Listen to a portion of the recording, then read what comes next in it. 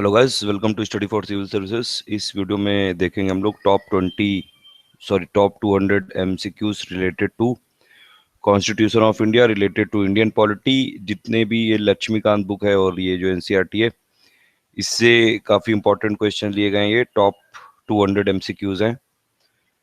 और ये जो भी जितने भी एग्जाम्स हैं, जैसे कि SSC, UPSC, state PCS exams, UP PCS, MP PCS, Rajasthan PCS, सभी के लिए इंपॉर्टेंट हो सकते हैं।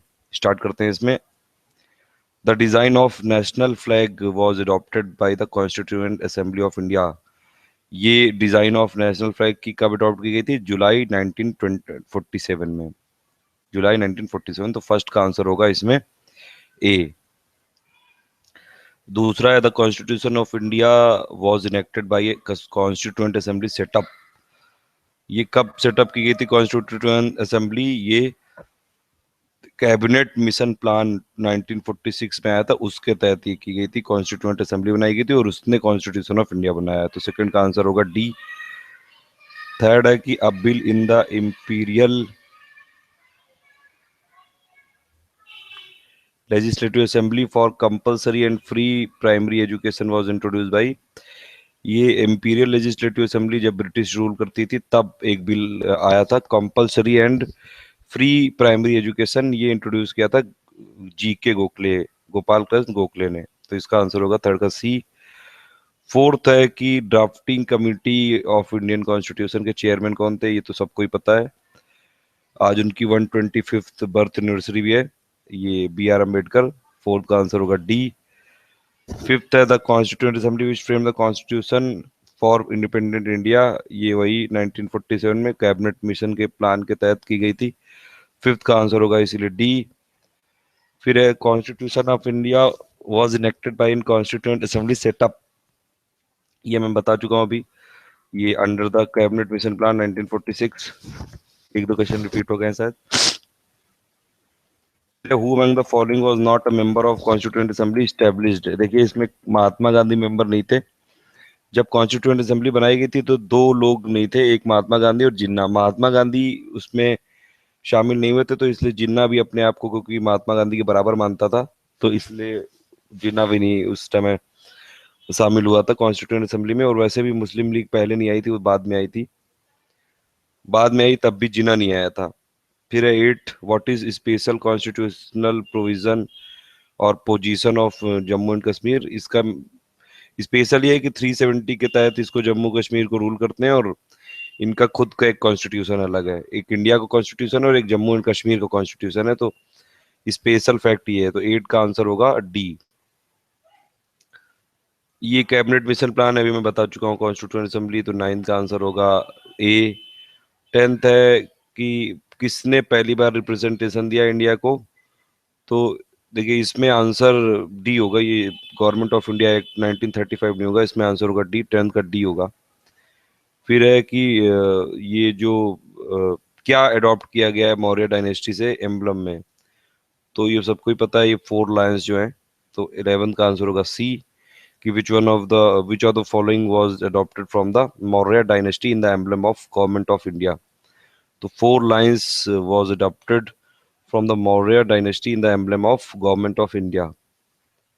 फिर है 12th क्वेश्चन की किसने इनॉग्रल मीटिंग, जो सबसे पहली meeting of constituent assembly of India को प्रिसाइड किया? देखिए, सबसे बुजुर्ग थे उस टाइम सच्चिदानंद सिन्हा, तो उन्हीं को बना दिया गया था। उसके बाद एक दो सेशन के बाद राजेंद्र प्रसाद, जो कि फुल फ्लेज प्रेसिडेंट थे कॉन्स्टिट्यूएंट असेंबली के, तो पहले थे सच्चिदानंद सिन्हा। ये आंसर होगा।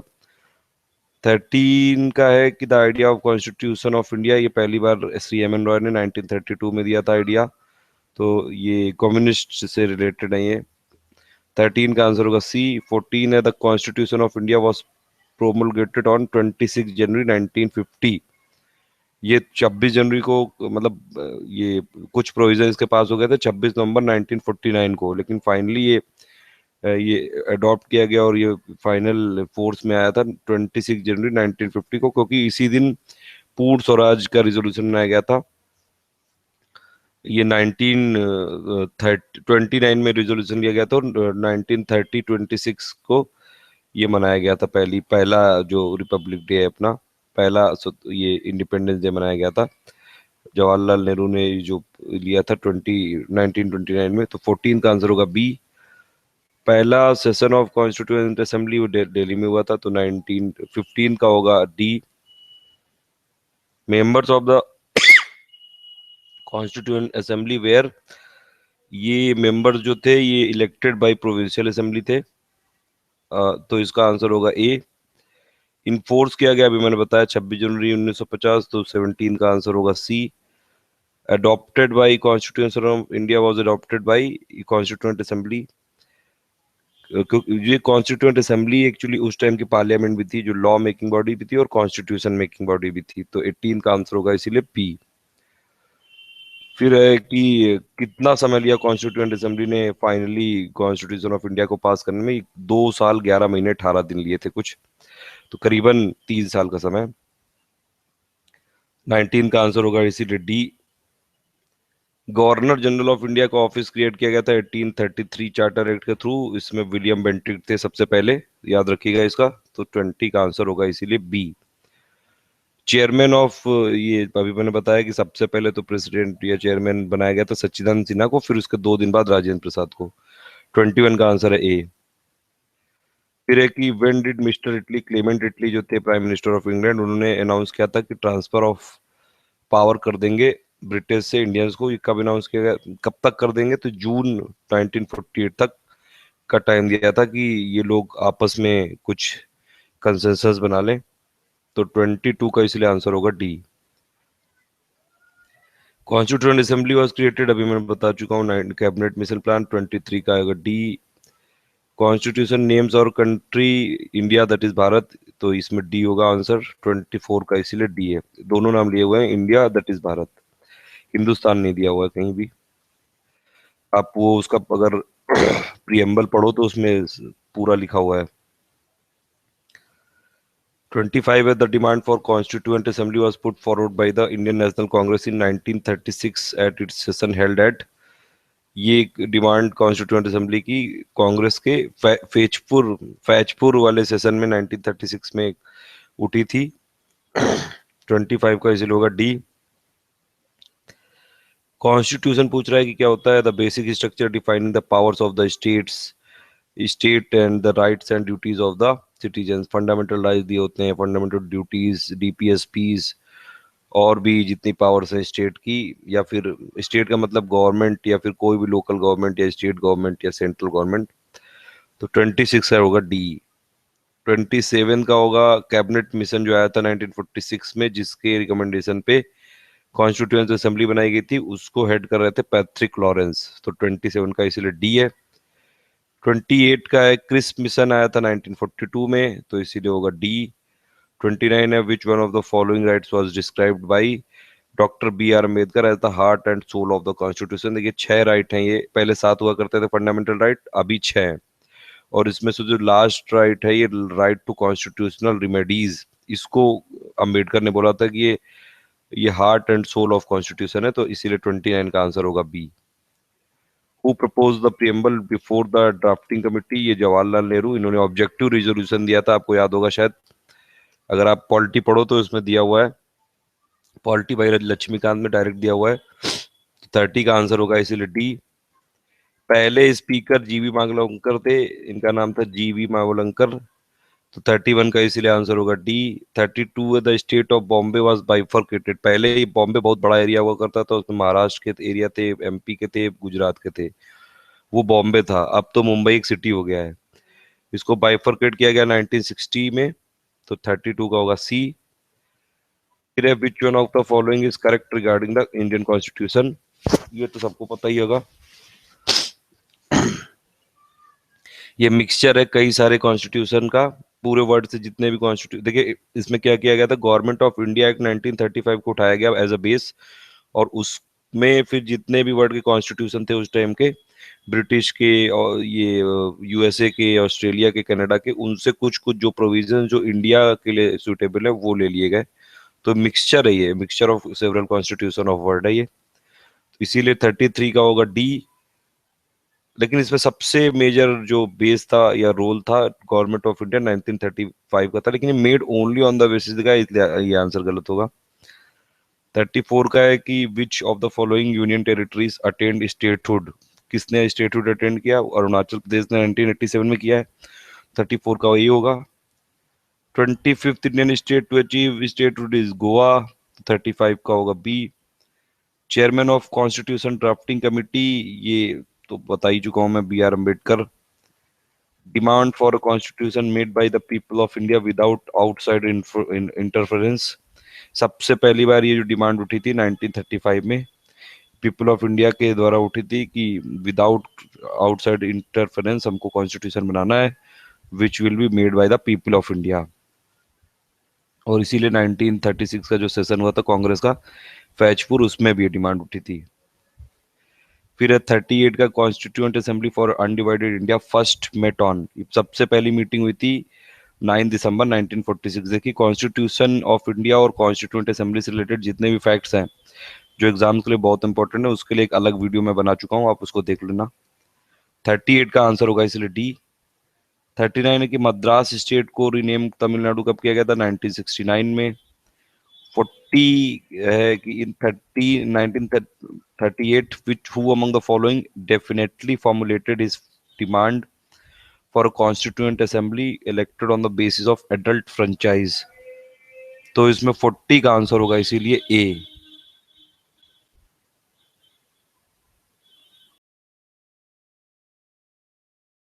Hello guys, welcome to study for civil services. इस वीडियो में हम लोग टॉप 200 एमसीक्यूज देखेंगे पॉलिटी के ऊपर और कॉन्स्टिट्यूशन ऑफ इंडिया के ऊपर। ये क्वेश्चंस लक्ष्मीकांत, डीडी बसु और जो एनसीईआरटी की बुक्स हैं जो पॉलिटिकल साइंस की, उनसे लिए गए हैं। और ये टॉप 200 एमसीक्यूज हैं, बेस्ट एक्सपेक्टेड क्वेश्चंस हैं, मोस्ट इंपॉर्टेंट हैं 2016 एग्जाम्स के लिए भी।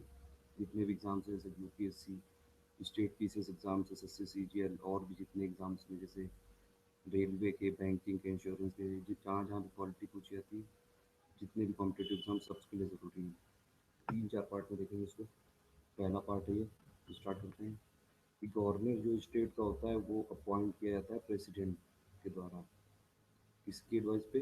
जो प्राइम मिनिस्टर ऑफ इंडिया है उसकी एडवाइस पे। तो पहले का आंसर होगा ए।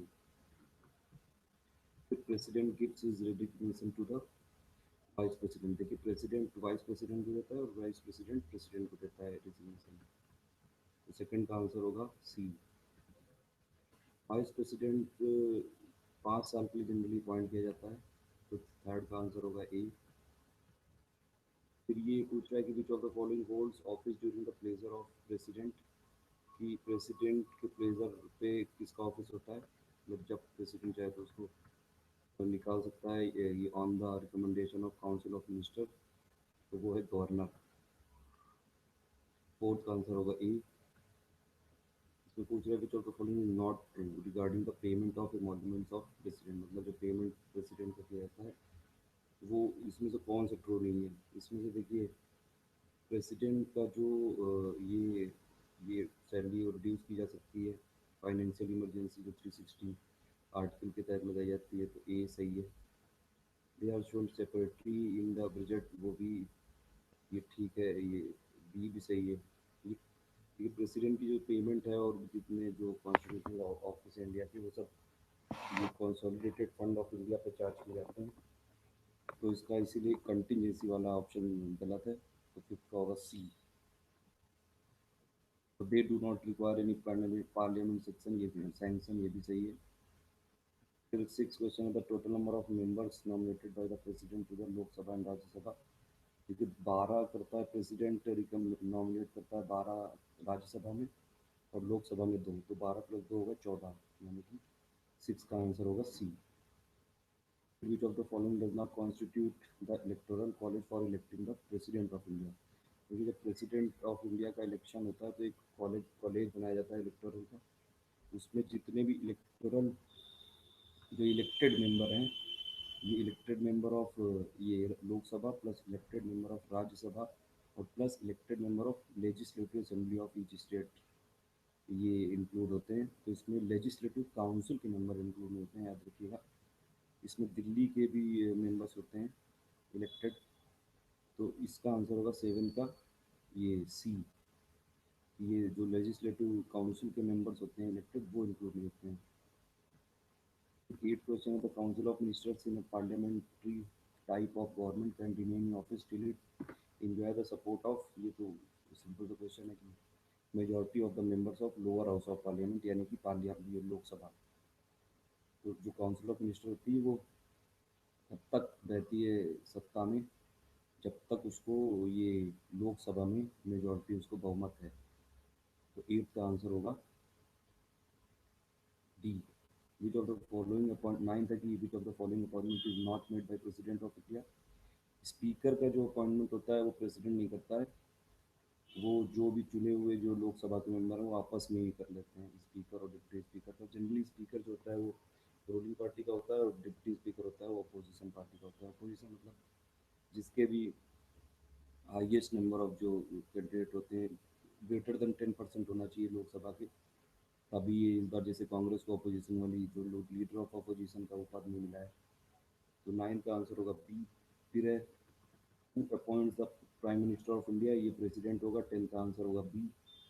प्रेसिडेंट मतलब प्राइम मिनिस्टर वही होता है कि एक एमपी होता है, बस उसको जो भी रूलिंग पार्टी होती है उसके वो लोग आपस में ही उसको लीडर चुन लेते हैं, और फिर जिसके पास मेजोरिटी होती है उसको ये प्रेसिडेंट ये अपॉइंट कर देता है। 11th है the first women governor of state in free India was, ये है सरोजनी नायडू, यूपी की थी ये। 11 का आंसर होगा सी।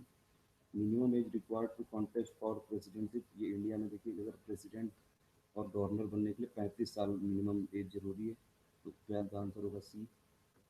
फिर the charge of impeachment against the president of India for his removal can be preferred by, देखिए अगर प्रेसिडेंट ऑफ इंडिया को हटाना है तो सिर्फ एक होता है कि वायलेशन ऑफ कॉन्स्टिट्यूशन, और उसके लिए इम्पीचमेंट किया जाता है उसका। और वो दोनों जो लोकसभा के हाउस, सॉरी जो दोनों पार्लियामेंट के हाउस है लोकसभा और राज्यसभा दोनों में पास होना चाहिए मेजोरिटी से। तो 13 का आंसर होगा इसमें A, both houses of parliament. 14 है कि the chief minister of union territory where such a setup exist, मतलब जहाँ भी ये ऐसा सब सेटअप एग्जिस्ट करता है जैसे दिल्ली में, और दिल्ली यानी कि national capital territory NCT of Delhi जिसको बोलते हैं, और दूसरा पुडुचेरी। तो इसमें जो चीफ मिनिस्टर है वो अपॉइंट किया जाता है लेफ्टिनेंट गवर्नर से। इसका आंसर होगा 14 का ए। फिर है who was the first prime minister of India, ये तो इंडिया में सभी जानते हैं, ए होगा आंसर जवाहरलाल नेहरू। फिर in case of president dies while in office, अगर प्रेसिडेंट की डेथ हो जाती है तो मतलब ऑफिस में अगर जब वो अपने ऑफिस में होता है तब अगर उसकी डेथ हो जाती है तो वाइस प्रेसिडेंट को एक्टिंग प्रेसिडेंट बना दिया जाता है, मतलब वो बन जाता है 6 महीने के लिए मिनिमम मैक्सिमम 6 महीने के अंदर इलेक्शन कमीशन को नया इलेक्शन करा के नया प्रेसिडेंट चुनना होता है। तो मैक्सिमम पीरियड है 6 महीने का। 16 का आंसर होगा सी। फिर 17 है the union council of minister consist of, ये देखिए जितने मिनिस्टर होते हैं 3 टाइप के होते हैं। एक कैबिनेट होते हैं वो हाईएस्ट मतलब अथॉरिटी होती है उनकी, फिर होते हैं उनके सबऑर्डिनेट होते हैं मिनिस्टर ऑफ स्टेट, और उसके बाद डिप्टी मिनिस्टर। आजकल डिप्टी मिनिस्टर नहीं होते हैं, डिप्टी मिनिस्टर कई बार सेक्रेटरीज को भी बना दिया जाता था पहले। 17 का आंसर होगा ये। 18 था who administered the oath of office to the president of India before he enters upon the office, तो ये चीफ जस्टिस ऑफ इंडिया है। प्रेसिडेंट ऑफ इंडिया को जो ओथ ऑफ ऑफिस को एडमिनिस्टर करता है वो चीफ जस्टिस ऑफ इंडिया। 18 का आंसर है ए। 19 था who among the following enjoys the rank of a cabinet minister of Indian union, ये deputy chairman of planning commission को अभी तक जब तक प्लानिंग कमीशन था उसको कैबिनेट मिनिस्टर की रैंक मिलती थी, लेकिन अब तो नीति आयोग आ चुका है, अब वो कैबिनेट मिनिस्टर की रैंक नहीं देते हैं उसको। तो 19 का आंसर जब तक प्लानिंग कमीशन था तब तक भी था। 20 a person who is not a member of parliament can be appointed as a minister of president for minister by a president by a maximum period. अगर देखिए इंडिया में ऐसा है कि किसी को भी मिनिस्टर बना दिया जा सकता है अगर वो रूलिंग पार्टी रिकमेंड करे प्रेसिडेंट को, तो प्रेसिडेंट उसको अपॉइंट कर सकता है, लेकिन मैक्सिमम 6 महीने के लिए, 6 महीने के लिए उसको 6 महीने के अंदर उसको किसी ना किसी हाउस में ये इलेक्ट होना होता है, या तो राज्यसभा में या फिर लोकसभा में। तो 20 का आंसर होगा डी। 21 है, when can a president use his discretion in appointing the prime minister. मतलब प्रेसिडेंट को जनरली वैसे इंडिया में डिस्क्रिशनरी जो पावर है बहुत कम है, गवर्नर के पास ज़्यादा होती है, लेकिन फिर भी कुछ जगह डिस्क्रिशन दिया है प्रेसिडेंट को। वो तब है कि जब ये when no political party enjoys a clear majority in Lok Sabha. अगर किसी भी पार्टी के पास क्लियर मेजोरिटी नहीं है तो प्रेसिडेंट किसी भी मतलब पर्सन को चूज कर सकता है कि प्राइम मिनिस्टर बना देगा, और उसके लिए कुछ ना कुछ टाइम दे देगा, तो वक्त या ऐसा नहीं होगा कि आप अपनी मेजोरिटी प्रूव करो। तो 21 का आंसर होगा ए। 22 है, if in a country there happens to be office of monarchy as well as parliamentary form of government, this monarch will be called। देखिए मोनार्क जो होता है, जैसे ब्रिटिश जो में होता है किंग होता है जनरली, वो हेरिडिटरी होता है, तो वो उसको हेड ऑफ स्टेट बोलते हैं। और इंडिया में ये रिपब्लिक है क्योंकि, तो ये इलेक्टेड होता है, तो ये जो प्रेसिडेंट ऑफ इंडिया है वो हेड ऑफ स्टेट है। हेड ऑफ गवर्नमेंट होता है प्राइम मिनिस्टर।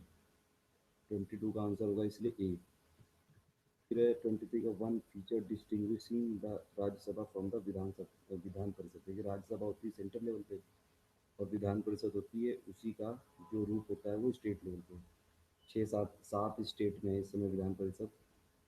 तो लेकिन इसमें एक फीचर, ये दोनों के बीच में डिफरेंस ये है कि जो पावर ऑफ इम्पीचमेंट होता है प्रेसिडेंट का, प्रेसिडेंट को इम्पीच करने की पावर सिर्फ राज्यसभा के पास है, विधान परिषद के पास नहीं है। विधान परिषद या फिर लेजिस्लेटिव असेंबली बोलते हैं उसको। 23 का आंसर होगा ए। 24 है, chief minister of all the states are ex officio member of, ये इंटर स्टेट काउंसिल के मेंबर है सब। 24 का सी होगा। 25 का, who among the following has the final right to sanction the expenditure of public money in India. President है, money bill तब तक पास नहीं होगा जब तक उसको, कोई भी बिल एक्चुअली तब तक पास नहीं होगा जब तक जो फाइनल जो सिग्नेचर है, जो फाइनल जो भी है सैंक्शन है, वो प्रेसिडेंट ना पास कर दे, तभी मनी बिल जैसे लोग पार्लियामेंट में पास भी हो जाता है तो उसके बाद प्राइम प्रेसिडेंट को साइन करना होती है। 25 का आंसर होगा बी। 26 से, because the following is not an essential qualification for appointment as a governor. कौन सी एसेंशियल क्वालिफिकेशन नहीं है गवर्नर के लिए अपॉइंटमेंट के लिए? पहले ये थी कि वो उसी स्टेट का डोमिसाइल होना चाहिए, लेकिन अब वो हटा दी गई है। तो 20 अभी नहीं, मतलब बीच में अमेंडमेंट हुआ था, उसमें हटा दी गई थी। तो 26 का होगा ये, he should be a domicile of the state to which he is being appointed, मतलब अब ऐसी कोई कंडीशन नहीं है। 26 अब भी है। 27 the president nominate 12 member of Rajya Sabha, 12 member को, राज्यसभा के 12 मेंबर को प्रेसिडेंट नॉमिनेट करता है अकॉर्डिंग टू, ये जो भी उनकी डिसीजन होती है साइंस के, आर्ट के, लिटरेचर के, सोशल सर्विस के। जैसे जावेद अख्तर ये आए थे आर्ट्स के, और भी कई सारे जो राइटर्स होते हैं या फिर फिल्म सेलिब्रिटी होते हैं, और भी कितने साइंस से रिलेटेड होते हैं, तो उनको 12 मेंबर नॉमिनेट किया जाता है राज्यसभा में, और 2 मेंबर प्रेसिडेंट करता है लोकसभा में, वो एंग्लो इंडियन होते हैं। 28 का आंसर होगा कि 29 है, which article of the constitution empowers the president to appoint a commission to investigate the condition of backward classes in general and suggest ameliorative measures। ये 340 है इसका आंसर। 28 का सी है। 29 है, who can initiate impeachment proceeding against the president of India. वो कोई भी house कर सकता है, या तो लोकसभा या फिर राज्यसभा। 29 का आंसर होगा ए। 30 हुआ the member of Rajya Sabha when first appointed as first when first appointed as prime minister of India। ये देखिए इसमें पूछ रहा है कि पहले जनरली ये होता था कन्वेंशन की, जो प्राइम मिनिस्टर है वो लोकसभा से आता था, लेकिन फिर राज्यसभा से भी लोग आने लगे। जैसे राज्यसभा से इंदिरा गांधी सबसे पहली थी, उसके बाद और भी कई सारे आए, ये मनमोहन सिंह भी राज्यसभा के थे। 31 है, व्हाट इज द, तो इसका आंसर होगा 30 का डी। ये पहली ये थी जो, पहली इंदिरा गांधी थी जो राज्यसभा की मेंबर थी, और उनको अपॉइंट किया गया था प्राइम मिनिस्टर ऑफ इंडिया। 31 है, what is the minimum age for appointment as governor. ये मैंने बताया कि गवर्नर और प्रेसिडेंट के लिए मिनिमम एज है 35। 32 है, chief minister of a state is responsible to, ये सी होगा, लेजिस्लेटिव असेंबली। देखिए चीफ मिनिस्टर किसके लिए रिस्पॉन्सिबल होगा, जो भी उस स्टेट की लेजिस्लेटिव असेंबली है या फिर विधानसभा है, और जो प्राइम मिनिस्टर है वो किसके लिए होगा, लोकसभा के लिए। तो 32 का आंसर होगा सी। 33 है, the administrative and operational control of the arm forces is exercise by, मतलब एडमिनिस्ट्रेटिव और जो ऑपरेशन कंट्रोल होता है आर्म फोर्सेज का वो मिनिस्ट्री ऑफ डिफेंस इसको करता है, एक्सरसाइज करता है। 33 का होगा B. 34, what is the position of a minister of state in central government. Minister of state की क्या पोजीशन होती है, he is a minister of central government but not a member of cabinet. Cabinet का नहीं होता है member, cabinet के member होते हैं सिर्फ कैबिनेट मिनिस्टर। 34 का आंसर होगा A. 35, who among the following is directly responsible to parliament for all matters concerning the defence services of India. वो तो ऑब्वियस सी बात है, डिफेंस मिनिस्टर इसीलिए बनाया जाता है। 35 का सी है, हाउ मेनी 36 है, how many times the president India can seek reelection to this post, मतलब प्रेसिडेंट ऑफ इंडिया कितने बार इलेक्ट हो सकता है, री इलेक्ट हो सकता है, उसमें कोई ऐसी लिमिट नहीं है, तो एनी नंबर ऑफ टाइम है। 36 का है डी। यूएस में ये रूल है कि 2 बार बन सकता है बस प्रेसिडेंट, इसीलिए ओबामा इस बार जा रहे हैं क्योंकि वो 2 बार से लगातार है। फिर 37 का होगा, who among the following has the power to form a new state within union of India.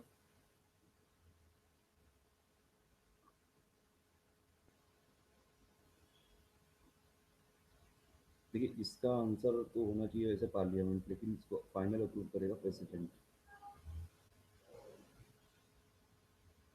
38 is the Prime Minister bound to advise the President on matters on which his advice is sought, मतलब prime minister अगर क्या bound है कि अगर कोई president advice देता है, तो इसका आंसर होगा यस।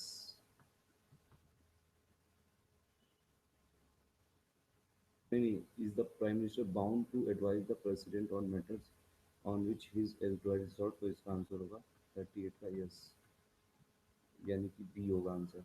39 में when the president vice president officiate as president, मतलब वाइस प्रेसिडेंट जब प्रेसिडेंट बन जाता है किसी भी रीज़न की वजह से, या तो प्रेसिडेंट की डेथ हो जाती है या फिर वो और भी बीमार हो जाता है या कुछ हो जाता है, तो वो उसको सैलरी मिलती है प्रेसिडेंट की।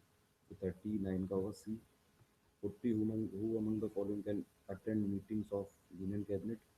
वो यूनियन कैबिनेट की जनरली मीटिंग्स में कैबिनेट मिनिस्टर को बुलाया जाता है। अगर कोई स्पेसिफिक रीज़न है तो कई बार मिनिस्टर ऑफ स्टेट को भी कॉल कर लिया जाता है, लेकिन जनरली इसको कैबिनेट मिनिस्टर अटेंड करते हैं। तो 40 का पी होगा। 41 है, who among the following has the constitutional authority to make rules and regulations fixing the number of members of UPSC, ये तो प्रेसिडेंट ही है। 41 का बी है। To under whose advice the president of India declares emergency under article 352, यानी कि national emergency. वो cabinet की रिटर्न एडवाइस पे, याद रखिएगा कैबिनेट जो है टोटल, मतलब कैबिनेट मिनिस्टर प्लस जो प्राइम मिनिस्टर है उसकी रिटर्न एडवाइस पे।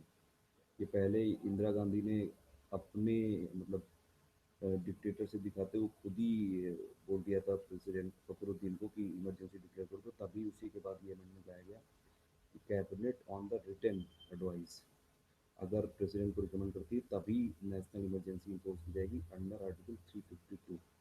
42 का आंसर होगा सी।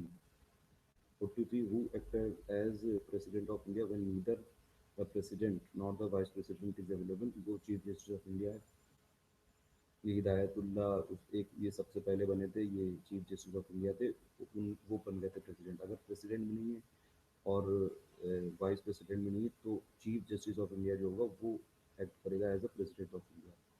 तो 43 का आंसर होगा बी। 44 है, a proclamation of energy issued under article 356 होना चाहिए यहाँ पे, ये 36 नहीं, ये 356 होना चाहिए। ये स्टेट इमरजेंसी की प्रेसिडेंट रूल की बात कर रहा है, must be approve by the parliament within, ये आंसर होगा इसका B, 2 month. 45, the union council of minister is appointed by the president of India on the advice of prime minister. पहले prime minister को appoint किया था, फिर उसी की एडवाइस पे जो भी मिनिस्टर है उनको अपॉइंट किया था। तो 45 का आंसर होगा बी। 46 है, the president can proclaim emergency on the written advice, अभी मैंने बताया रिटेन एडवाइस ऑफ कैबिनेट, ये इसका आंसर गलत लिखा हुआ है। ये written advice of union cabinet along with the minister होना चाहिए यहाँ पे, तो ये 46 का एक्चुअली डी होना चाहिए इसमें। उसको हेड करता है प्राइम मिनिस्टर, तो इसलिए प्राइम मिनिस्टर भी बोल सकते हैं यहाँ पे, क्योंकि यूनियन काउंसिल जो यूनियन कैबिनेट होती है उसको हेड करता है prime minister. 57 the Union Council of Minister is collectively responsible to House of People. ये जो यूनियन काउंसिल ऑफ मिनिस्टर होते हैं, टोटल प्राइम मिनिस्टर प्लस जो मिनिस्टर होते हैं वो रिस्पॉन्सिबल होते हैं कलेक्टिवली लोकसभा के या फिर हाउस ऑफ पीपल के। तो 57 का होगा C. 48 article 78 of the constitution deals with, ये इसका आंसर होगा कि president power to send advisory message to the parliament. तो इसका आंसर होगा ए, सॉरी, इसका आंसर होगा D. 49 the maximum duration for which the vice president में office as the president is, अभी मैंने बताया था 6 महीने के लिए वाइस प्रेसिडेंट को प्रेसिडेंट बना दिया जाता है। 6 महीने के अंदर इलेक्शन कमीशन को नया इलेक्शन करा के नया प्रेसिडेंट चुनना होता है। 49 का है बी। 50 है the president rule in state can be continued for a maximum period of 6 month हो सकता है ये। 50 का आंसर होगा सी। ये फर्स्ट पार्ट था, बाकी नेक्स्ट पार्ट में कवर करेंगे। टोटल 200 एमसीक्यू हैं, ये मोस्ट इंपॉर्टेंट है। ऑन कॉन्स्टिट्यूशन ऑफ इंडिया और पॉलिटी, तो ये काफ़ी इंपॉर्टेंट हो सकते हैं। UPSC, state PCS, SSC, CGL, railway, insurance, सबके लिए हो सकते हैं जितने भी competitive exams in India. So thank you for listening. Please subscribe our channel Study for Civil Services for more updates, and please wait for our next part of this video.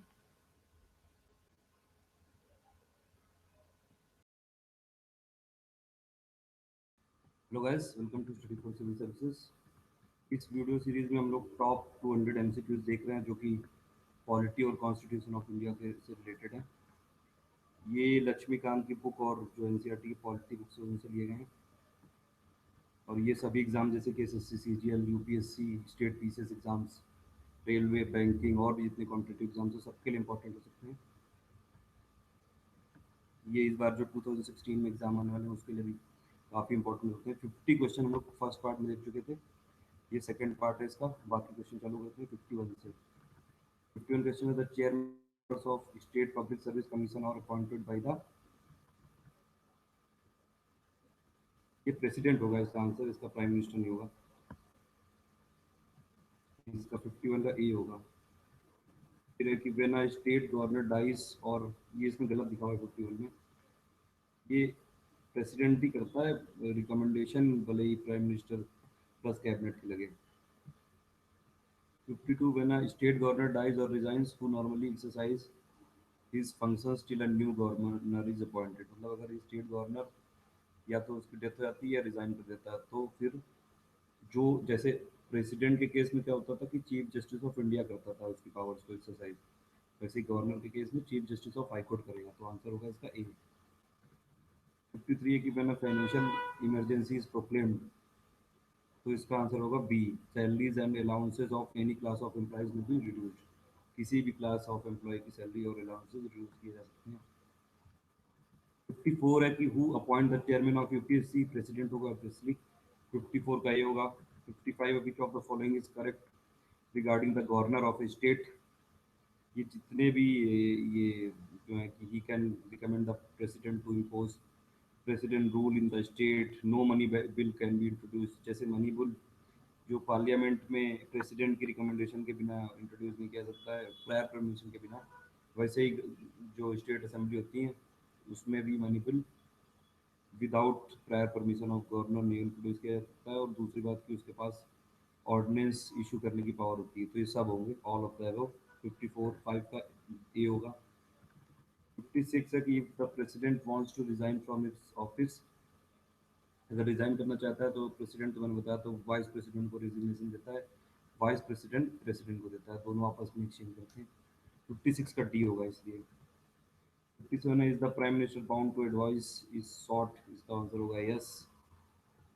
58 है the 5 year term of the president is calculated from the, ये calculate किया जाता है the day he assumes charge, तो इसका answer होगा C. 59 का है कि who is the ex officio chairman of the council of state, obviously council of state होती है राज्यसभा और उसका चेयरमैन होता है वाइस प्रेसिडेंट। 59 का होगा ए। 60 अंडर विच, ये पूछ रहा है किस आर्टिकल के तहत प्रेसिडेंट रूल या फिर जो ये इमरजेंसी लगा देते हैं स्टेट में उसको प्रेसिडेंट रूल भी बोलते हैं। 352 में देखिए इमरजेंसी होती है नेशनल। 356 में प्रेसिडेंट रूल होता है या फिर स्टेट इमरजेंसी। 360 में होता है ये फाइनेंशियल इमरजेंसी। तो 60 का आंसर होगा डी। 61 है at the time president rule can be imposed on A state, for maximum period of 1 year, 1 साल के लिए हो सकती है। 61 का ये होगा। 62 है chairman of planning commission in India. ये अभी तक जो प्लानिंग कमीशन था, अब जो नीति आयोग हो गया, उसका चेयरमैन पहले भी प्राइम मिनिस्टर था, अभी भी प्राइम मिनिस्टर ही है। 63 है when parliament is not in session the president can promulgate an ordinance which is to be ratified by the parliament within, देखो 6 वीक्स के अंदर होना चाहिए। अगर प्रेसिडेंट कोई ऑर्डिनेंस ये प्रोमulgate करता है, पार्लियामेंट का मतलब होता है कि दोनों जब हाउस सेशन में हो, और अगर एक भी हाउस सेशन में नहीं होता है तो प्रेसिडेंट ये ऑर्डिनेंस को प्रोमulgate कर सकता है। बस ये कंडीशन यही कि जब भी रीअसेंबली हो पार्लियामेंट की, तो उसमें 6 हफ्तों के भीतर उसको पास करा लिया जाए। तो 63 का इसीलिए होगा ए। जैसे अभी लैंड जो अलग ऑर्डिनेंस वाला आया था, वो अभी पास नहीं हुआ, तो इसलिए उसको ऑर्डिनेंस को फिर वो हटा दिया गया था।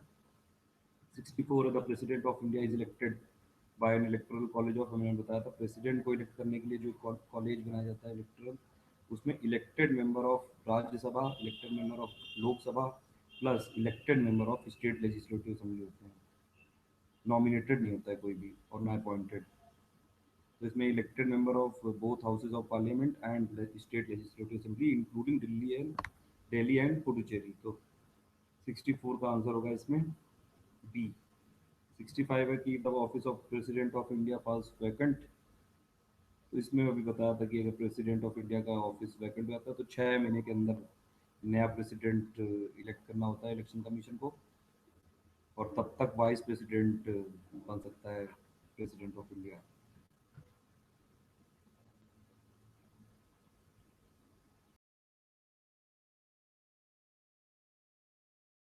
Hello guys, welcome to study for civil services. इसमें टॉप इस सीरीज में हम लोग टॉप 200 एमसीक्यूज देख रहे हैं इंडियन पॉलिटी और कॉन्स्टिट्यूशन ऑफ इंडिया के ऊपर। और ये लक्ष्मीकांत और एनसीईआरटी की बुक्स के एमसीक्यूज हैं और ये सभी एग्जाम्स के लिए इंपॉर्टेंट हो सकते हैं। 2 पार्ट हम लोग देख चुके हैं, ये तीसरा पार्ट है। इसमें 65 का आंसर था सी, और 66 से चालू करते हैं। The president can proclaim A state of emergency in case of all of the financial emergency में भी, एक्सटर्नल एग्रेशन में भी, और failure of constitutional machinery in a particular state, यानी कि प्रेसिडेंट जो रूल लग जाता है, जो कि अभी उत्तराखंड में लगा दिया गया है। 67 का आंसर होगा ए। 67 है in the election of president the value of the vote of the Lok Sabha members. ये इसका आंसर होगा C, differs according to the number of votes a member represent. 68 the Indian president is, ये है titular executive, क्योंकि real executive जो Indian Indian parliament में होता है वो है प्राइम मिनिस्टर। 69 है the minimum age required for becoming the prime minister of India. देखिए मिनिमम एज जो पीएम बनने के लिए है वो है मिनिमम एज एक एमपी बनने के लिए, जो कि 25 है। क्योंकि लोकसभा में है मिनिमम एज 25 और राज्यसभा में 30 है, तो अगर लोकसभा का भी होगा तो एमपी अगर होगा तो वही पीएम बन सकता है। तो मिनिमम एज होगी उसकी 25। 69 का डी होगा इसीलिए। फिर 70 है द प्रेसिडेंट में बी रिमूव्ड होगा, यहाँ पे may be removed for the violation of constitutional from the office by, ये इसका आंसर होगा सी। एक इम्पीचमेंट प्रोसेस होती है प्रेसिडेंट को रिमूव करने की, जो कि दोनों हाउसेस से पास होनी चाहिए एब्सोल्यूट मेजोरिटी से। 70 का आंसर होगा इसलिए सी। 71 है in which of the following situations does the president act in his own discretion, मतलब प्रेसिडेंट किस कंडीशन में अपनी खुद की डिस्क्रिशन पे ये एक्ट करता है। तो इसमें होगा कि जब ये कोई प्रपोजल देती है काउंसिल ऑफ मिनिस्टर, तो उसको रिकंसीडर करने के लिए एक बार प्रेसिडेंट खुद बोल सकता है। तो इसका आंसर होगा इसमें ये ए। 72 है the prime minister the union cabinet minister chief minister and council of ministers are the members of, ये सभी मेंबर होते हैं नेशनल डेवलपमेंट काउंसिल के। तो 71 का 72 का होगा ए। 73 है the president rule in a state means that the state is ruled by, ये देखिए गवर्नर रूल करता है उसको on the behalf of president. तो 73 का होगा C. 74 the chief minister of union territory where such whenever such an setup exist, मतलब जहां भी जो भी ये जिस यूनियन टेरिटरी में ये लेजिस्लेटिव असेंबली होती है, वहां पे चीफ मिनिस्टर को अपॉइंट करता है ये lieutenant governor. 75 under what article of the constitution of India can president take over the administration of a state in case of its constitutional machinery breakdown. तो वही है, ये 356 आर्टिकल है कि अगर स्टेट की कॉन्स्टिट्यूशनल मशीनरी ब्रेकडाउन हो जाएगी तो प्रेसिडेंट रूल लगा दिया जाता है। तो इसमें आर्टिकल होता है 356, 352 होता है नेशनल इमरजेंसी के लिए, 360 होता है फाइनेंशियल इमरजेंसी के लिए।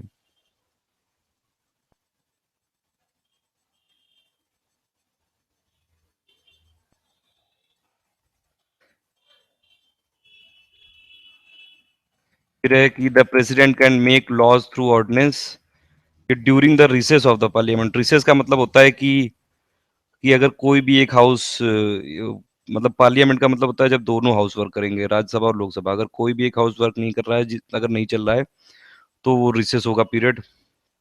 या फिर एक बार सेशन खत्म होने के बाद जो दूसरा सेशन आता है उसके बीच के टाइम को बोलते हैं रिसेस। सॉरी, ये एक बार से पीरियड खत्म होने के बाद जो दूसरे टाइम, जब दूसरी बार सेशन फिर से असेंबल होता है, उस पीरियड को रिसेस बोलते हैं। लेकिन प्रेसिडेंट जो ऑर्डिनेंस बना सकता है वो उसमें भी बना सकता है कि एक एक हाउस चल रहा हो, दूसरा सेशन में नहीं हो। लेकिन तो इसका आंसर होगा 76 का D. 77 which of the following qualification is not essential for a person to become vice president.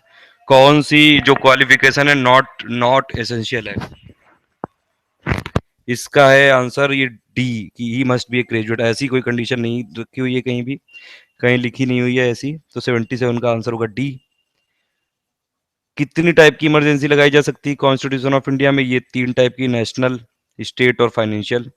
78 का आंसर होगा बी। 79 है the impeachment proceedings against the vice president can be initiated. देखिए, वाइस प्रेसिडेंट होता है, ये chairman होता है राज्यसभा का, और उसकी जो इसको जो ये इम्पीचमेंट प्रोसेस है या फिर इसको हटाने की जो प्रक्रिया है वो राज्यसभा में ही चालू होती है। तो 79 का आंसर होगा डी। 80 का है who appoint the governor of Jammu and Kashmir, ये होगा प्रेसिडेंट। 80 का होगा डी। 81 का the president of India can be remove from his office by the parliament ही केवल उसको रिमूव कर सकती है प्रेसिडेंट को through the process of impeachment. तो 81 का होगा ए। 82 का होगा कि if the president returns a bill send to him for his assent and the parliament once again passes the bill in its original form then, मतलब एक बार अगर president ने किसी बिल को वापस कर दिया है तो पार्लियामेंट ने, लेकिन अगर उसको फिर से पास कर दिया तो प्रेसिडेंट को फिर उसमें अपनी एसेंट देनी पड़ेगी, साइन करने पड़ेंगे। ये मतलब ये यहाँ पे शैल का यूज हुआ है कि then the president shall give assent to the bill. ये अमेंडमेंट के थ्रू है ये। 82 का इसीलिए आंसर होगा B. If a minister loses a no confidence motion. ये मिनिस्टर ऐसा कोई टर्म नहीं है, अगर अगर एक भी बंदा नो कॉन्फिडेंस मोशन में पास नहीं कर पाता है तो पूरी की पूरी जो काउंसिल ऑफ मिनिस्टर है वो रिजाइन करती है। तो इसीलिए इसका आंसर होगा B. 84 the only instance when the president of India exercised his power of veto related to, मतलब इसमें जो पावर, वीटो पावर जो प्रेसिडेंट ने यूज की थी सबसे पहले, वो थी इंडियन पोस्ट बिल में। ये आंसर होगा इसका। 85 है the control of the preparation of electo, देखिए इलेक्टोरल रोल पार्लियामेंट और लेजिस्लेटर, जो स्टेट लेजिस्लेटर का है उसका कंट्रोल होता है इलेक्शन कमीशन के हाथ में। तो 85 का होगा B. 86 what is content 10th जो शेड्यूल है उसमें ये provisions regarding disqualification on grounds of defection, defection से रिलेटेड है 10th शेड्यूल। तो 86 का होगा डी। 87 है the election commission. Election commission देखो इलेक्शन होल्ड करता है, पार्लियामेंट के लिए भी करता है, स्टेट लेजिस्लेटिव असेंबली के लिए भी करता है, और ये पोस्ट ऑफ वाइस प्रेसिडेंट और प्रेसिडेंट के लिए भी करता है। तो इसका आंसर होगा ए। काउंसिल के लिए नहीं करता है, काउंसिल के लिए ये अलग से इनडायरेक्ट कॉलेज बनाया जाता है, इलेक्टोरल कॉलेज। वो इलेक्शन कमीशन नहीं करता है। इलेक्शन कमीशन सेंट्रल है, सेंट्रल बॉडी है। तो 87 का आंसर होगा A. 88 for election to the Lok Sabha a nomination के paper can be filed by, ये कोई भी भर सकता है जिसका भी नाम इलेक्टोरल रोल में होगा ये कॉन्स्टिट्यूंसी में। तो इसमें ये 88 का होगा बी। 89 है कि in India political parties are given, देखो पॉलिटिकल पार्टीज को रिकॉग्नाइज करता है इलेक्शन कमीशन। तो 89 का होगा ए।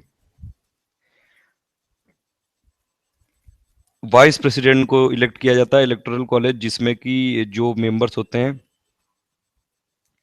बोथ हाउसेज ऑफ पार्लियामेंट, यानी कि राज्यसभा और लोकसभा। इसमें स्टेट लेजिस्लेटिव असेंबली का कोई रोल नहीं होता है।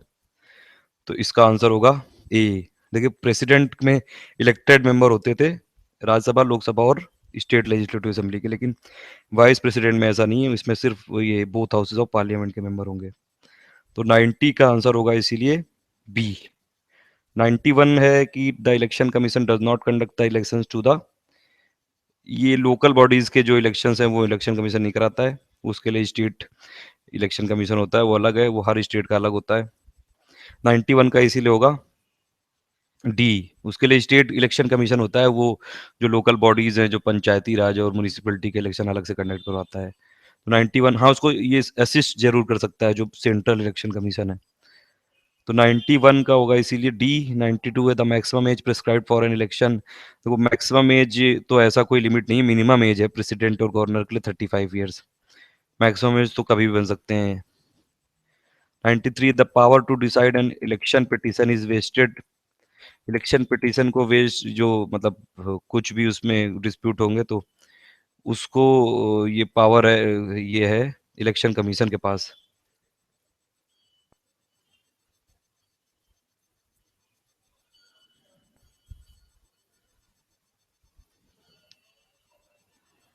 नहीं, इसमें ये 93 में इसका आंसर सी होगा, सॉरी इसका आंसर डी होगा, कि अगर इलेक्शन से रिलेटेड कोई डिस्प्यूट है, इलेक्शन कमीशन के बाद ये पावर होती है सुप्रीम कोर्ट की।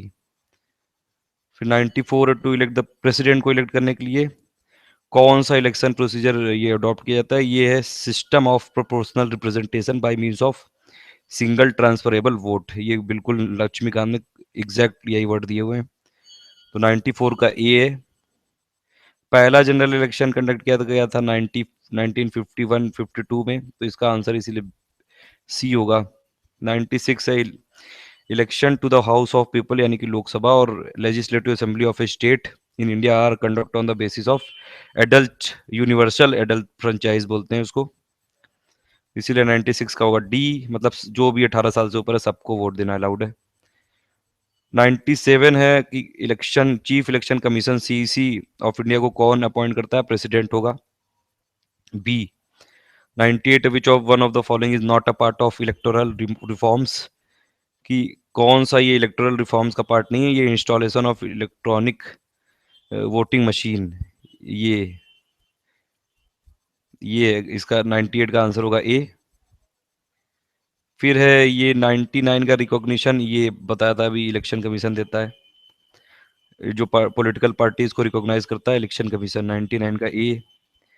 Chief minister of India is not eligible to vote in the president election if, अगर chief minister of a state, अगर किसी मतलब किसी भी स्टेट का चीफ मिनिस्टर एलिजिबल नहीं होगा प्रेसिडेंशियल इलेक्शन में, अगर वो जो स्टेट लेजिस्लेटर का अपर हाउस होगा उसका मेंबर होगा, क्योंकि जो प्रेसिडेंट के इलेक्शन में इलेक्टेड मेंबर ऑफ पार्लियामेंट, यानी कि लोकसभा और Rajya Sabha, plus elected member of state legislative assembly, यानी कि जो स्टेट का लोअर हाउस है उसका मेंबर होना चाहिए, तो इसीलिए इसका आंसर होगा ए।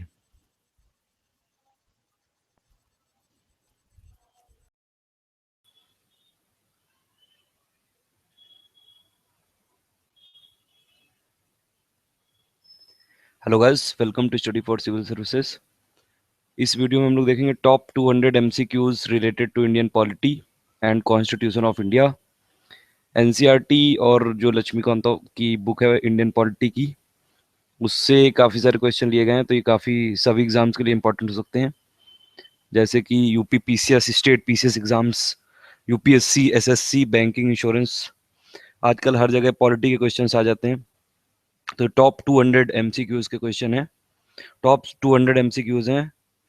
ये लास्ट पार्ट है एक्चुअली इसका, और पहले के 4 पार्ट में 160 क्वेश्चन हम लोग लगभग देख चुके हैं, 140 देख चुके हैं। बाकी इसमें देखेंगे 40 क्वेश्चन तक कर लिया था हम लोगों ने, कि इन 1938 ये who among the following definitely formulated his demand for a constituent assembly elected on the basis of adult franchise. तो ये इसका आंसर है जवाहरलाल नेहरू। 40 का आंसर होगा डी। फिर है कि the first state to become bifurcated after independence, ये होगा इसका बॉम्बे। और ये इसका आंसर होगा 41 का सी। वैसे लिंग्विस्टिक बेसिस पे सबसे पहला तो आंध्र प्रदेश हुआ था। फिर है कि when the constituent assembly for the dominant of India resembled on 31 October 1947। It's देखिए इसमें ये है कि जब इंडिया को फ्रीडम मिल गई थी 15 अगस्त 1947, तो उससे पहले करीबन 389 इन इसकी स्ट्रेंथ थी कॉन्स्टिट्यूएंट असेंबली की। फिर लेकिन जो मुस्लिम लीग के लोग थे वो चले गए थे, वो पाकिस्तान के लिए अलग कॉन्स्टिट्यूएंट असेंबली बन गई थी, तो इसमें से ये रिड्यूस होके हो गई थी 299। तो ये नंबर याद रखिएगा। देखिए वैसे भी कॉन्स्टिट्यूएंट असेंबली से रिलेटेड जितने भी फैक्ट हैं, ये एक वीडियो मैंने बना रखा है कॉन्स्टिट्यूशन ऑफ इंडिया, उसमें सब इसमें दिए हुए हैं जितने भी इंपॉर्टेंट फैक्ट्स हैं, आप उसको भी देख सकते हैं। तो इसका आंसर होगा 42 का बी। 43 है कि ये जो ऑब्जेक्टिव रिजोल्यूशन ये किसने दिया था, ये तो पता ही है सबको कि जो ये जवाहरलाल नेहरू ने दिया था। 22 जनवरी 1947 को ये मूव किया था कॉन्स्टिट्यूएंट असेंबली में। ये ऑब्जेक्टिव रिजोल्यूशन ही एक्चुअली बाद में प्रियम्बल बन गया था, तो ये वही है, उसी के जितने भी क्लॉजेज हैं वो समरी के फॉर्म में फिर बाद में preamble of constitution of India बन गए थे। तो 43 का होगा इसीलिए डी ए।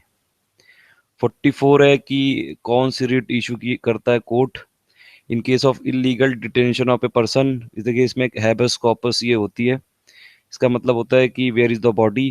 तो ये बॉडी को मतलब जो भी अगर किसी को इलीगल डिटेंशन करती है पुलिस या भी कोई कोई भी लोकल अथॉरिटी, तो उसके रिलेटिव या वो खुद भी ये हैबस कॉर्पस लगा सकता है। तो 24 घंटे के अंदर उसको जो नियरेस्ट मजिस्ट्रेट है वहां पे ये पेश करना होता है।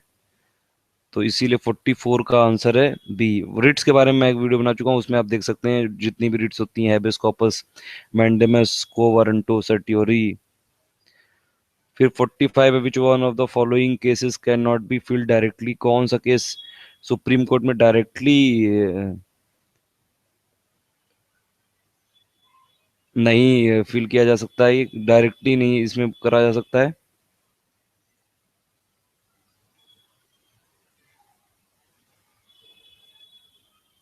देखिए इसमें आंसर ये नहीं होगा, इसमें आंसर होगा सी, क्योंकि जो स्टेट्स के बीच में डिस्प्यूट है उसमें तो डायरेक्ट सुप्रीम कोर्ट का इंटरवेंशन रहता है, ये गलत है यहाँ पे। और फंडामेंटल राइट्स के लिए भी हम लोग डायरेक्टली सुप्रीम कोर्ट को अप्रोच कर सकते हैं, सुप्रीम कोर्ट को भी कर सकते हैं, हाई कोर्ट को भी कर सकते हैं हम लोग फंडामेंटल राइट्स के वायलेशन के लिए। सुप्रीम कोर्ट को अंडर आर्टिकल 32 के तहत और हाई कोर्ट को अंडर आर्टिकल 226 के तहत। वैसे भी एक फंडामेंटल राइट भी है कि ये राइट, ये जो लास्ट वाला राइट है कि अगर कोई भी फंडामेंटल राइट वायोलेट हुआ है तो आप डायरेक्टली सुप्रीम कोर्ट को अप्रोच कर सकते हैं। 45 का आंसर इसीलिए सी होगा, ये नहीं होगा। 46 है which is not an eligibility criteria for appointment as a जज of high court.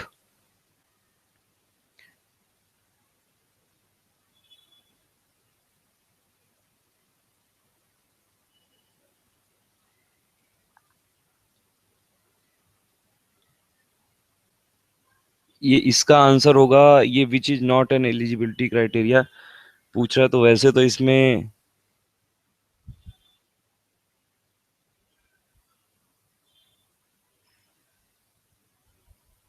A answer होगा, इसमें 46 का ए होगा। 47 है जुडिशियल रिव्यू जो फंक्शन है सुप्रीम कोर्ट का, इसका मतलब है कि कोई भी लॉ की कॉन्स्टिट्यूशनल वैलिडिटी को एग्जामिन कर सकता है सुप्रीम कोर्ट, तो आंसर होगा सी। 48 है कि high courts in India were first started at. ये तीन प्लेसेस है जहाँ पे हिस्टोरिकल भी काफ़ी डेवलपमेंट्स हुए थे, जैसे कि बॉम्बे और ये मद्रास साउथ में और कलकत्ता ईस्ट में। तो बॉम्बे वेस्ट में, ये तीन प्लेसेस में ही जितने भी फ्रीडम मूवमेंट्स हुए थे ज़्यादातर इन्हीं तीनों में हुए थे। कलकत्ता या फिर बंगाल बोलते थे उसको, बांग्लादेश के सेपरेशन से पहले। तो 48 का आंसर होगा इसमें ए। तीन इन्हीं तीन जगह सबसे पहले हाई कोर्ट स्टार्ट हुए थे। और फिर ये अभी मैंने बताया कि जैसे फंडामेंटल राइट्स के इन्फोर्समेंट के लिए सुप्रीम कोर्ट रिट इशू कर सकता है, तो 49 का बी होगा। 50 का होगा कि बिसाइड्स, अगर ये पूछ रहा है कि besides its permanent seal at Delhi supreme court can also meet eight.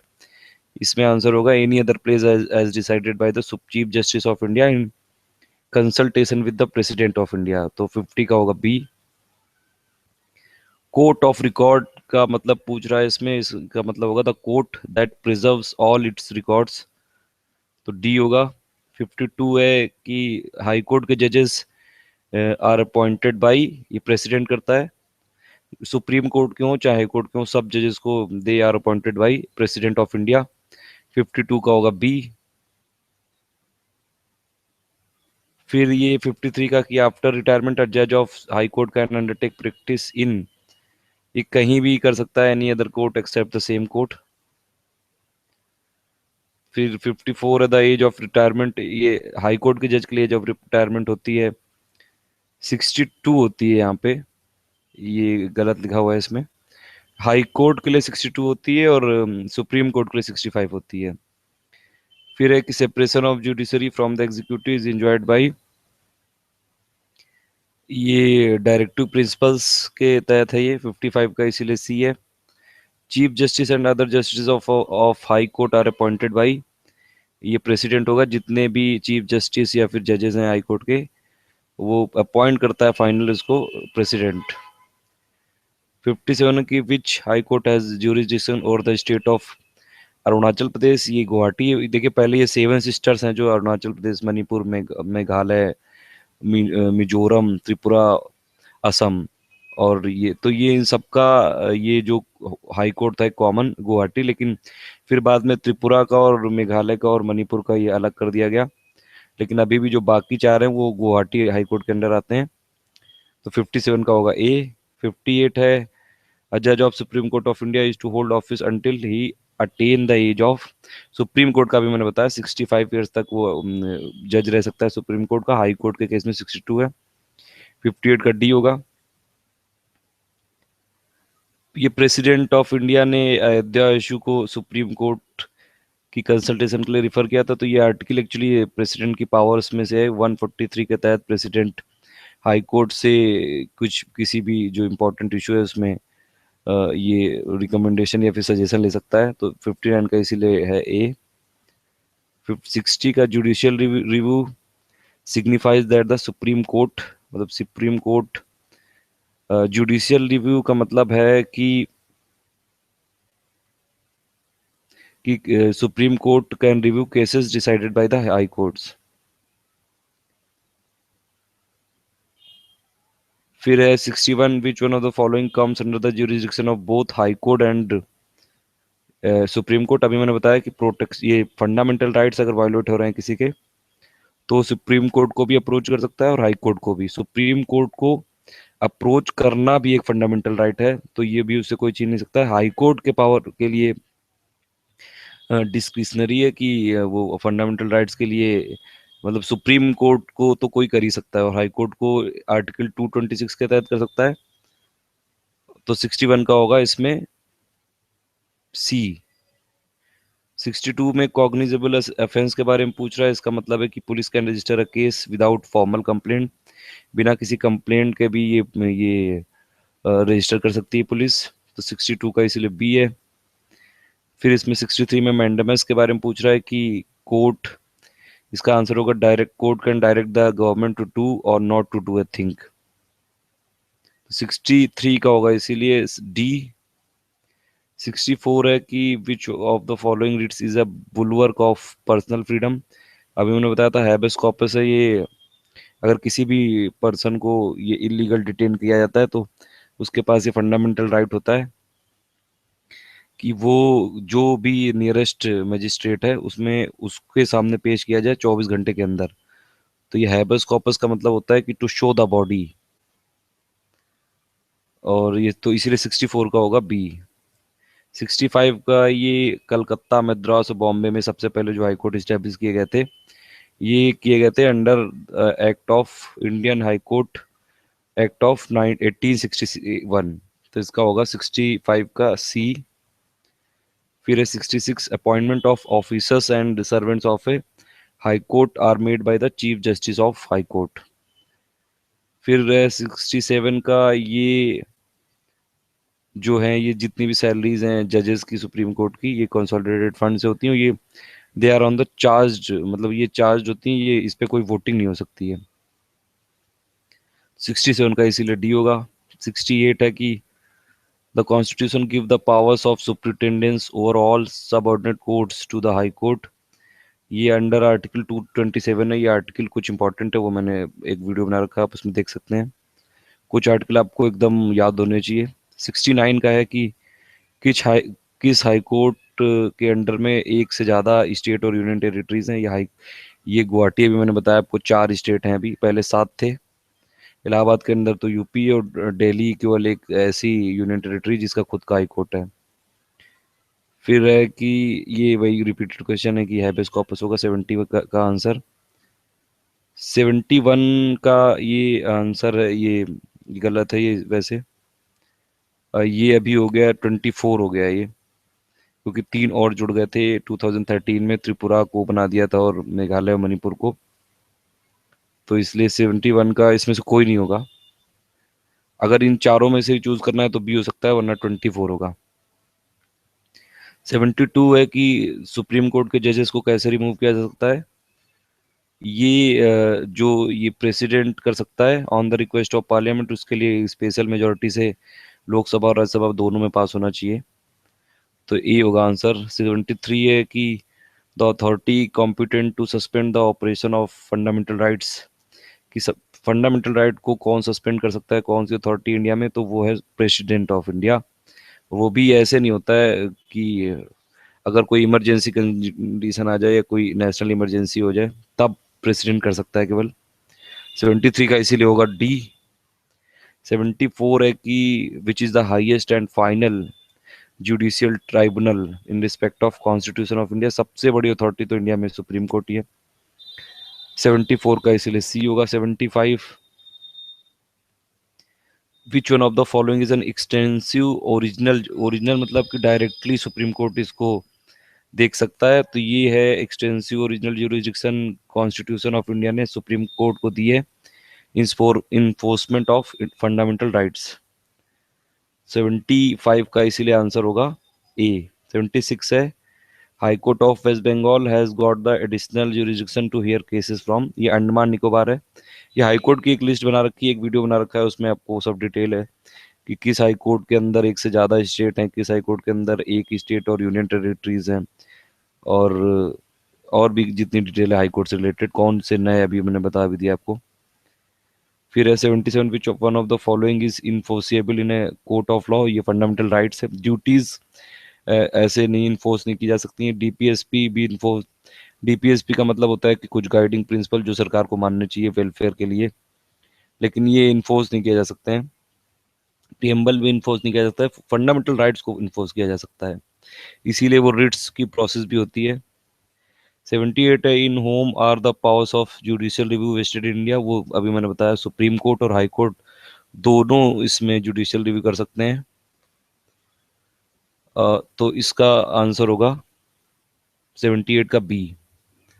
फिर 79 है there is no appeal except on the point of law against the decision of the. इसका आंसर होगा बी। फिर lowest court of revenue is that of a naib tehsildar. 80 का A होगा। 81 है first class magistrate are competent to award sentence of imprisonment up to 2 years। तो 81 का answer होगा B. Highest court of appeal supreme court है, 82 का होगा ए। फिर 83 की इम्पार्शियलिटी को इंश्योर करने के लिए रिटायर्ड चीफ जस्टिस और जो अदर जो जजेस होते हैं सुप्रीम कोर्ट के, उनको डिबार्ड कर दिया जाता है। ये in any court of India, मतलब वो प्रैक्टिस नहीं कर सकते हैं। 83 का होगा इसीलिए सी। फिर एक हु डिसाइड द नंबर ये ऑफ जजेस इन हाई कोर्ट।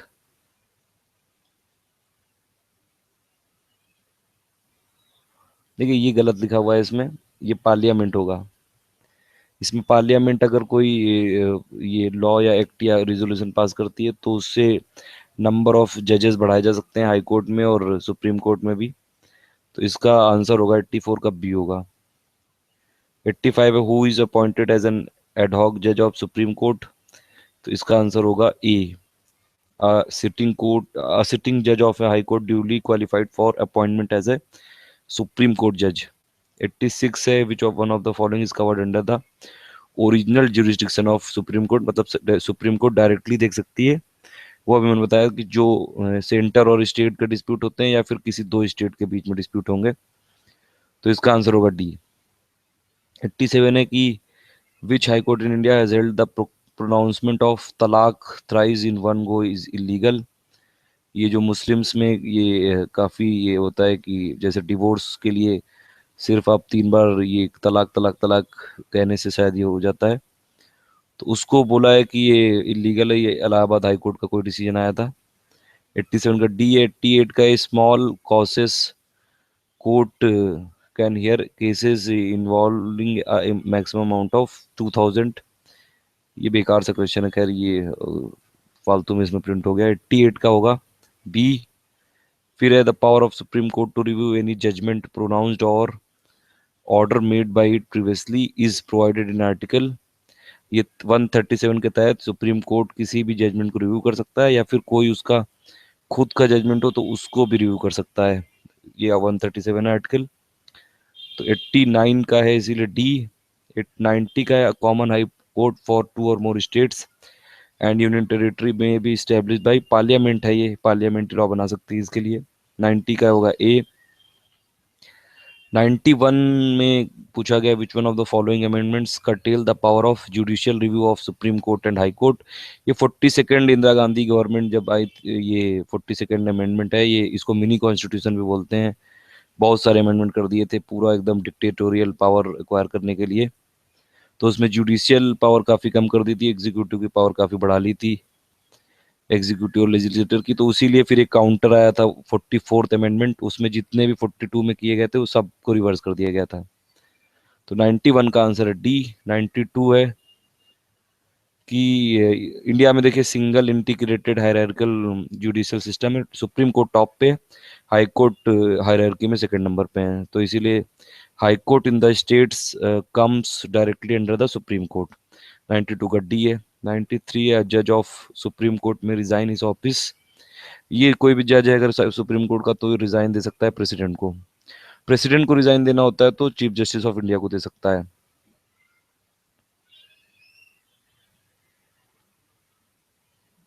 नहीं सॉरी, प्रेसिडेंट वाइस प्रेसिडेंट को दे सकता है, वाइस प्रेसिडेंट प्रेसिडेंट को दे सकता है। 94, इसीलिए 93 का आंसर होगा कि जज अगर किसी सुप्रीम कोर्ट के जज को रिजाइन देना है तो प्रेसिडेंट को दे सकता है, और अगर चीफ जस्टिस ऑफ इंडिया को रिजाइन देना है तो भी वो प्रेसिडेंट को दे सकता है। 94 का है appellate jurisdiction of the supreme court does not involve, इसमें आंसर होगा कि disputes arising out of pre constitution treaties and agreements, तो 94 का होगा डी। 95 है which one of the following is not a writ issue by superior court to a inferior court. देखिए quo warranto है, इसमें एक्चुअली इसका मतलब होता है कि व्हाट इज योर अथॉरिटी, कि आप किस अथॉरिटी से ये रूल कर रहे हैं या फिर पावर में है।